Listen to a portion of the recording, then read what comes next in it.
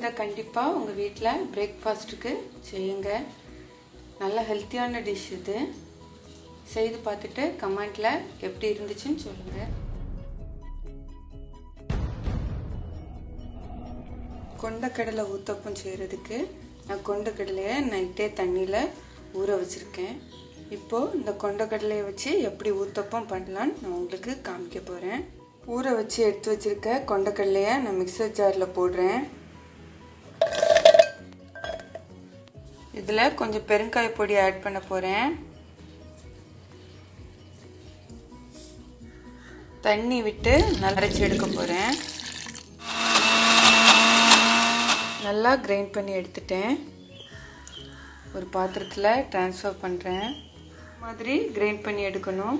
தண்ணி நிறைய சேர்த்து கிரைண்ட் பண்ண வேணாம். பேட்டர் ரெடி ஆயிடுச்சு. இனி ஊத்தப்பம் பண்ண போகிறேன். ஊத்தப்பம் பண்ணுறதுக்கு ஒரு பெரிய வெங்காயத்தை சின்னதாக கட் பண்ணி வச்சுருக்கேன். ஒரு தக்காளி சின்னதாக கட் பண்ணி வச்சுருக்கேன். கொஞ்சம் கொத்தமல்லி இலையை சின்னதாக கட் பண்ணி வச்சுருக்கேன். ஆன் பண்ணி தோசைக்கல் வச்சுருக்கேன். தோசைக்கல் நல்லா சூடாயிடுச்சு. இப்போ ரெடி பண்ணி வச்சுருக்க பேட்டரை உள்ளே விடுறேன்.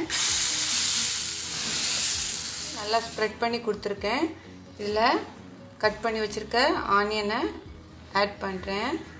தக்காளியையும் மல்லித்தழையையும் ஆட் பண்ணுறேன். ஆட் பண்ணிவிட்டு லைட்டாக ஸ்பூன் வச்சு ப்ரெஸ் பண்ணி கொடுக்குறேன். பண்ணி போட போகிறேன். 2 மினிட்ஸ் நல்லா குக்காக விட்டுருக்கேன். குக் ஆயிடுச்சு.